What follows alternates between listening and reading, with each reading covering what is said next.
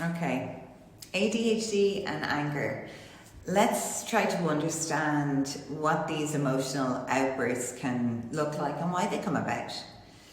ADHD and anger is a combination that can feel overwhelming, but understanding it is the first step to managing it.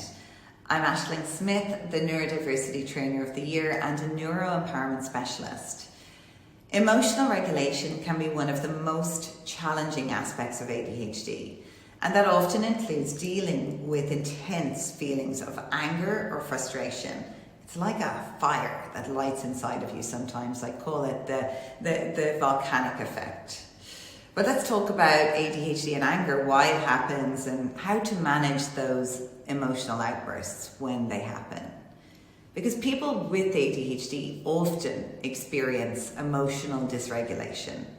And this can lead to intense feelings of anger or frustration. They seem to come out of nowhere sometimes. However, these outbursts can happen in response to overwhelm, stress, or when we feel misunderstood that's been compounding for quite a time. Now, anger is a natural emotion, but emotional outbursts can strain relationships, damage your self-esteem, and leave us feeling as though we're out of control. And it's important to understand that this isn't a personality flaw. It's just a part of how our ADHD brains process emotions. So if we don't learn to manage these emotional outbursts, it can lead to long-term issues with our mental health, with our relationships, and our overall well-being. Learning emotional regulation techniques like mindfulness, deep breathing, meditation, and taking space when we feel overwhelmed, identifying the triggers of our overwhelm can help us to counteract this.